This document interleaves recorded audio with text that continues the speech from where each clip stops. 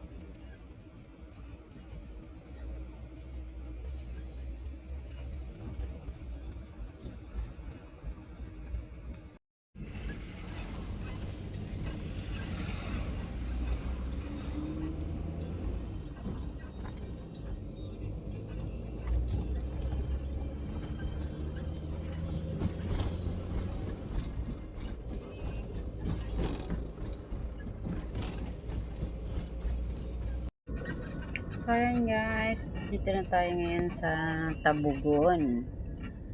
Tabugon na lugar ay yung crossing,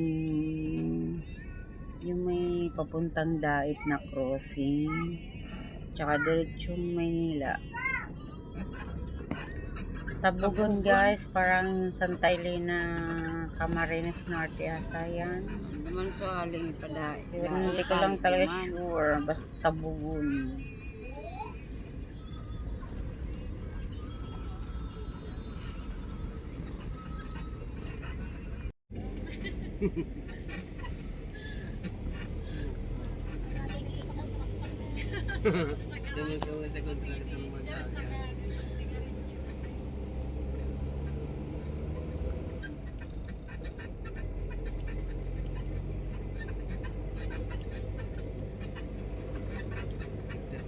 Ayan guys, rinig na dito yung lagutok-lagutok ba ng sasakyan, parang pero normal yata yun sa kanya. Ilabil stopover. Kasi safe naman kami guys nakarating. Kalawag, Quezon. Safe na safe at walang kulang. Guys.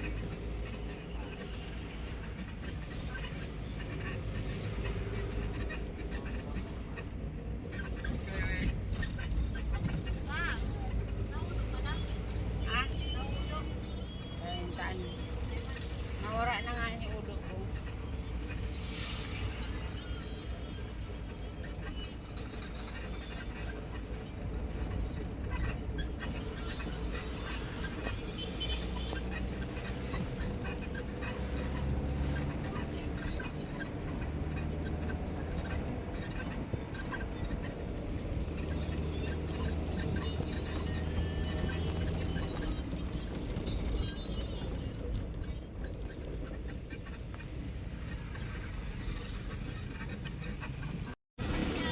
So, ayan guys, may mga bakod-bakod na bang dyan sa kalsada. Ganyan ang mga kalsada.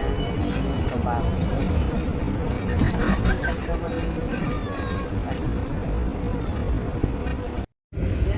So, ayan guys, ilang oras. Nakatulog na si host. At gising po, medyo nasa Kalyaya, masiram na digdi ang lapit-lapit na pinagong. yata eh. Hindi ko na matandaan yung dates. Pero, Bango. na lang nabigay ko guys. Dami tinapay. Madilig kasi.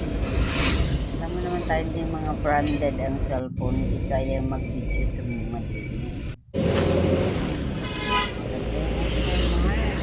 Saan na lugar sa Pablo yata yun sa Pablo.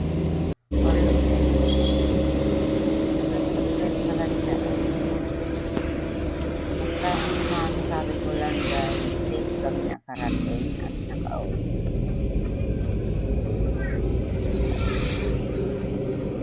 So, ayan guys. Hanggang dito na lang. Salamat po sa panonood nyo. Thank you so much. God bless everyone. Puto lang talaga ang video ko. Thank you, thank you.